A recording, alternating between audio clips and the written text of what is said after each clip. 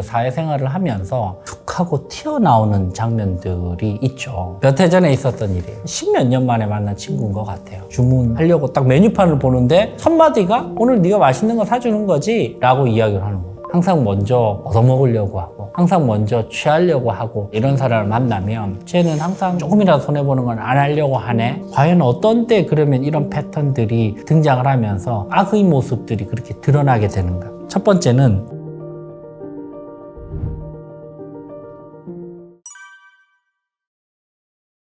로버트 그린의 인간 본성의 법칙에 따르면 우리 모두는 가면을 쓰고 있습니다. 보여주고 싶은 모습도 있고 아주 깊이 숨겨진 모습들도 있죠. 근데 우리가 사회생활을 하면서 각자의 포지션과 역할에 맞는 가면들을 쓰고 있습니다. 밝은 가면도 있고 아주 무서운 가면을 쓰고 있으면서 그것이 툭 하고 튀어나오는 장면들이 있죠. 이런 어두운 모습들은 지나치게 본인이 스스로를 억압하거나 지나치게 많은 스트레스를 받거나 지나치게 스스로를 갉아먹을 때 주로 발동이 되는 것이죠. 과연 어떤 때 그러면 이런 패턴들이 등장을 하면서 악의 모습들이 그렇게 드러나게 되는가? 첫 번째는 자기가 너무 지나친 컴플렉스를 가지고 있을 때, 어떤 학벌이라든지 집안이라든지 외모라든지 특정 행동이라든지 그런 부분에 대해서 본인이 지나친 공포와 컴플렉스를 가지고 있을 때 그 버튼이 딱 눌러지면 폭발하게 되는 그런 패턴이 드러나게 되는 것이고요. 두 번째는 극도의 스트레스를 받고 있을 때. 세 번째, 이런 행동들, 이런 무서운 행동들은 또 언제 드러나는가? 본인이 필요한 게 있는 사람, 아쉬운 게 있는 사람에게는 그런 행동들이 드러나지 않아요. 언제 드러나요? 아무것도 나를 도와줄 게 없는 사람. 절대로 내가 저 사람에게는 뭔가 아쉬운 소리를 하지 않아도 되는 그런 사람들에게 그런 무서운 모습들이 드러나게 된다는 것이죠. 그래서 손아래 사람 대하는 모습을 보거나 아니면 보니까 전혀 관계없는 사람들을 대하는 그런 모습들, 식당에서의 모습, 아니면 주차할 때 주차관리 직원들에게 대하는 모습, 택시 기사님들에게 대하는 모습, 그런 모습들에서 본인의 인간의 본성들이 진짜 드러난다는 것이에요. 군생활을 해보면 이런 말이 있습니다. 병장 때 인간성이 드러난다. 이등병, 일병 때는 전부 다 겸손하고 전부 다 태도가 너무 좋고 전부 다 착한 사람들이에요. 상병이 되기 시작하면서 사람들이 조금씩 바뀝니다. 무섭습니다. 그럴 때 진짜 인간의 본성들이 드러납니다. 몇 해 전에 있었던 일이에요. 대학교 이후로 십몇 년 만에 만난 친구인 것 같아요. 먼저 연락이 왔어. 그래서 점심 한 끼 하재요. 그 달이 워낙 바빠가지고 시간 빼기도 쉽지가 않았는데 점심시간을 빼서 만났어요. 좋은 대학교 나와서 좋은 직장에서 잘 살고 있더라고요. 그래서 이제 밥을 먹으려고 주문하려고 딱 메뉴판을 보는데 첫 마디가 오늘 네가 맛있는 거 사주는 거지? 라고 이야기를 하는 거예요. 살 수도 있어요. 기분 나쁘지 않은데 본인이 먼저 보자 그래서 같이 점심을 먹는데 첫 마디로 맛있는 거 사주는 거지라고 이야기를 하는 순간 친구는 태도가 뭐지? 별것도 아닌데 여러분들 이게 그냥 태도잖아요. 사람을 대하는. 그래서 그 말을 듣는 순간 저는 여러 가지 생각들이 좀 들더라고요. 그러면서 왠지 모르게 자주 만나고 싶지는 않다라는 생각이 좀 드는데 왜? 기본적인 태도가 그럴 것 같아서. 항상 먼저 얻어먹으려고 하고 항상 먼저 취하려고 하고 그런 모습들이 드러날 것 같아서 아담 그랜트의 기브 앤 테이크에 따르면 그런 친구들이 이제 테이커의 언행을 보이는 사람들이죠. 이런 모습들이 이제 계속되면 상대방들은 이제 매처나 아니면 기버들이 이런 사람을 만나면 쟤는 항상 먼저 취하려고 하네, 먼저 얻어가려고 하네, 자기 조금이라도 손해보는 건 안 하려고 하네. 그런 작은 행동들에서 그런 모습들이 시그널로 쭉 포착이 되면 그럼 점점 이제 자기 사람이 없어지는 건 거예요. 그죠? 사실 기버는 먼저 주려고 하고 매처는 주는 사람에게 같이 주려고 하는데 그런 모습들이 테이커로 딱 시그널이 드러나는 순간 상대방은 이제 가드를 올리게 되는 거죠. 그러면 이제 인간관계도 굉장히 좁아지고 그러면 사실 사회적으로도 좀 고립될 수 있지 않을까라는 생각이 듭니다. 결국 배신하고 말 사람들을 우리가 어떻게 파악할 수 있는지 몇 가지 감별법에 대해서 이야기를 한번 해보겠습니다. 첫 번째는 업무적으로 얽혀있는 사람인데 일을 맡기면서도 끊임없이 간섭하는 사람. 의심하고 간섭하는 사람. 이런 사람들은 결국은 오랫동안 함께 하기 힘든 사람인 거예요. 맡기려면 믿고 맡기거나 아니면 자기가 하거나 여야 되는데 맡기는 척 하면서도 계속 의심의 눈초리로 바라보면서 마이크로 매니지를 진짜 지겹도록 지치도록 하는 그런 사람들은 사실 장기적인 관계를 함께 가지고 가기는 힘든 사람이라고 생각됩니다. 저도 이제 이런 분들을 리더로 모셔본 적이 있는데 이 사람들의 공통점은 본인 스스로가 신뢰를 받아본 적이 없는 사람이에요. 그렇기 때문에 남도 못 믿는 거예요. 왜? 내가 믿음을 받아본 적이 없기 때문에 믿음을 주지도 못하는 것이죠. 두 번째는 작은 약속을 반복적으로 어기는 사람. 큰 약속은 어기지 않아요. 근데 작은 약속들을 계속 어겨요. 큰 약속은 왜 어기지 않아요? 자기가 손해를 보니까. 작은 약속들은 티가 안 난다고 생각하는 거예요. 예를 들면 이메일 보내주겠어요 라고 이야기했는데 또 이메일이 없다든지 이거 준비하겠습니다 라고 했는데 팔로우업이 또 없어. 약속도 계속 예를 들면 시간 약속이라든지 장소 약속이라든지 계속 깜빡깜빡해. 그 말은 무슨 말이에요 여러분들? 당신이 내 우선순위가 아니라는 거예요. 그 사람이 바보가 아닌 이상 중요한 약속들은 그렇게 어기지 않을 거란 말이에요. 근데 본인의 무의식이나 본인의 인식 속에 내가 전혀 중요한 사람이 아니라는 시그널이 계속 드러나고 있는 행동들이에요. 그래서 저 사람이 반복적으로 작은 약속을 어기고 있다면 내가 저 사람을 생각하는 만큼 중요하게 생각하지 않는구나 시그널을 빨리 포착해야 됩니다. 그래야 상처를 안 받죠. 세 번째, 시간으로 감정으로 갑질하는 사람. 무조건 자기 위주야. 자기한테 맞춰야 돼. 갑자기 금요일날 점심 먹고 김대리, 김과장 언제까지 해? 오늘 안으로 꼭 마무리해. 오늘 저녁 6시에 약속이 있는데 나가야 되는데. 그러니까 이 사람을 신뢰를 하고 신뢰를 하지 못하고는 한 가지의 중요한 기준점이 있죠. 예측 가능성. 그죠? 이 사람을 꾸준히 신뢰할 수 있으려면 그 사람의 행동과 모든 언행들이 예측 가능해야 된단 말이죠. 우리가 그 예측 가능성이 깨질 때 그 사람과의 신뢰가 깨지거든요. 근데 예측 가능성은 바로 시간으로 그리고 말과 행동으로 나오는 것인데 이게 시간으로 갑질하는 거예요. 계속. 그리고 만약에 그거 못 지키면 무능한 사람으로 취급하고 막 갈구고 나쁜 말하고. 근데 충분히 예측 가능하게 나에게 시간을 보장을 해줬으면 나 충분히 할 수 있는데 그게 항상 어겨지는 거예요. 그죠? 그래서 시간으로 또 감정으로 갑질하는 사람들. 이런 사람들은 결국 헤어져야 되는 사람입니다.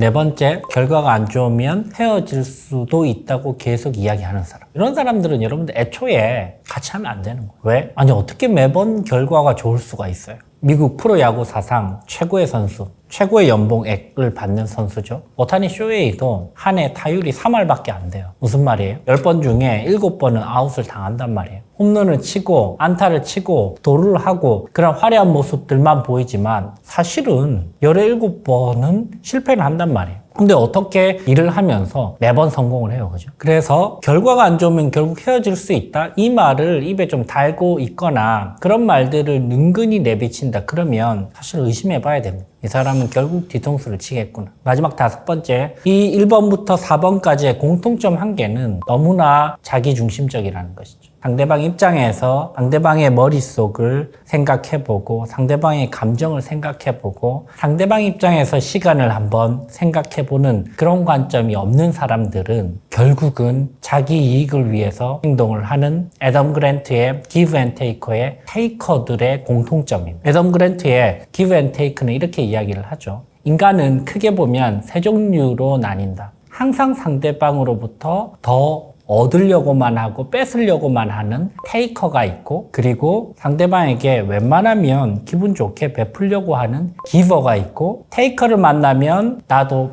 뺏으려고 하고 기버를 만나면 나도 줄 수 있는 매처가 있다고 이야기를 합니다. 그래서 여러분들 한번 인간관계에 대해서 잘 한번 생각을 해보실 필요가 있습니다. 우리가 인맥이라고 생각을 하는 사람들의 공통점은 절대로 테이커는 아니에요. 맨날 뺏어가는 인간들 인맥이에요? 아니에요. 근데 허구같이 맨날 퍼줘요. 지 거 못 챙기고. 항상 친구들한테 평가를 이렇게 봐. 쟤는 지 것도 못 챙기면서 저렇게 사람만 좋아. 아휴, 그죠? 그게 실패한 기버. 매처는 확실한 사람들이에요. 줄 건 주고 받을 건 받고. 괜찮은 사람들이죠. 가장 성공한 기버는 뭐예요? 자기 것도 잘 챙기고 내실도 있고 역량도 있으면서 그 친구는 항상 먼저 선심을 베풀고 먼저 좀 나눠주려고 하고 밥도 자기가 사려고 하고 중요한 자리에서 본인이 기버의 모습을 드러내면서도 자기 사업도 잘하고 자기 일도 잘하는 사람. 그런 사람들이 성공한 기버예요. 그래서 결국은 여러분들 우리가 이 자본주의를 살아가면서 내가 생각하기에 좋은 인맥의 사람들의 공통점은 뭐예요? 전략적인 기버들이다. 뭔가를 줄 수 있으면서도 뭔가를 내가 내주는 것이 그렇게 본인의 근간을 흔들 정도로 대책 없이 내주는 것이 아니고 스마트하고 전략적으로 기버로서 포지셔닝 하는 사람들이 성공을 한다라는 포인트도 한번 생각을 해볼 수 있겠습니다.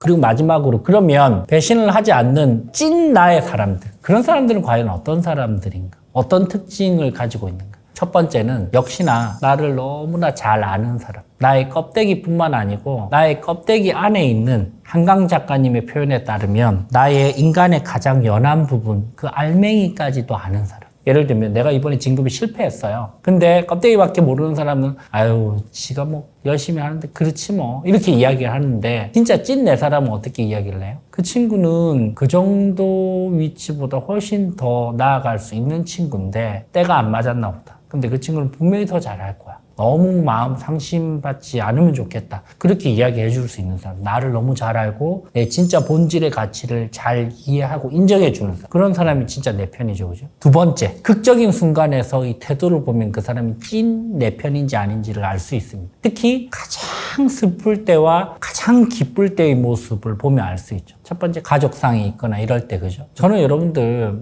정말 친한 제 지인들의 가족상이 있다. 그러면 두세 가지 정도 항상 신경을 씁니다. 첫 번째는 항상 첫째 날 장례식장을 가려고 해요. 웬만하면. 둘째 날은 여러분들 사람이 항상 많아요, 보통. 지방이든 아니든 장례식장에 가려고 하고요. 두 번째는 화환에 좀 신경을 쓰는 편입니다. 화환이 많을 걸로 예상되는 장례식장에는 오히려 밖에 두는 화환, 큰 화환 말고 영정사진 옆에 두는 작은 화환이 오히려 조금 더 필요할 수가 있어요. 근데 생각을 해봤을 때 사회생활 이분은 많이 하는 분은 아니라서 밖에 있는 화환도 다 안 찰 것 같다. 그러면 밖에 있는 화환을 보내드리고 정말 특별하면 밖에 화환과 안에 화환, 작은 화환 같이 보내드리기도 하고요. 세 번째는 조의금은 그렇게 아끼지 않으려고 합니다. 진짜 슬플 때 그 슬픔을 나누려고 돈을 버는 거예요. 진짜 기쁠 때 그 기쁨을 나누려고 돈을 버는 거라고 생각을 해요. 그죠? 두 번째의 극적인 순간은 바로 기쁠 때죠. 오히려 여러분들 기쁠 때 같이 진정으로 기뻐해주는 사람이 더 드뭅니다. 슬픔의 감정은 오히려 상대방이 좀 우위의 감정으로 상대방을 보듬어 줄 수 있어요. 근데 여러분들 기쁨의 감정은 먼저 질투심이 생겨요. 인간 모성의 법칙에 이런 구절이 있습니다. 프리드리 니체가 미트 프로이데, 즉 함께 기뻐하기라고 부른 개념이 있다. 사람을 무는 뱀은 우리에게 상처를 입히면서 크게 기뻐하려 한다. 아무리 저급한 동물도 타인의 고통을 상상할 수 있기 때문이다. 그러나 타인의 기쁨을 상상하면서 크게 기뻐할 수 있는 것은 가장 고차원적인 동물에게만 주어진 최고의 특권이다. 실제로 여러분 사회생활 해보면 슬플 때 같이 슬퍼해주는 사람보다 내가 기쁠 때 진짜 진심으로 아무런 거리낌 없이 진심을 다해서 같이 기뻐해주는 사람을 찾기가 더 힘듭니다. 그런 사람이 진짜 찐 내 사람이라는 것이죠. 보통은 내가 막 예를 들면 너무 잘 됐어요. 그러면 약간 내가 더 잘 돼야 되는데 지가 더 잘 되는 이런 감정을 느낀다면, 그죠? 그러면 이제 찐 내 사람은 아닌 건 거죠. 저는 나의 아저씨라는 드라마를 너무 즐겨보는데 14편에 보면 이성균 배우, 이제 박동훈 부장이 상무가 되는 순간이 있어요. 직원들의 이메일에, 사내 이메일에 박동훈 상무 승진이 뜬 거야. 박동훈 부장 주위에 있는 모든 사람들이 일어나서 인심으로 박수를 칩니다. 눈물 날 정도. 왜? 그 위에 상무 전무들이 박동훈 부장을 너무 괴롭혔어요. 마을에 있는 모든 사람들도 박동훈 부장이 상무 됐다는 소리를 듣고 그날 마을 잔치를 연. 그 장면을 저는 계속 반복해서 보거든요. 그만큼 우리 사회에 그런 순간이 드물다는 거예요. 그래서 여러분들 반대로 보면 내가 진짜 내 사람에게는 슬플 때 정말 같이 슬퍼해주고 아낌없이, 기쁠 때 듬뿍 모든 마음을 다 열고 아무런 사심 없이 기뻐해주는 그런 사람이 좀 되어야 되지 않을까라는 생각을 제 스스로 또 다짐을 해보고 여러분들께도 한번 말씀을 드려봅니다.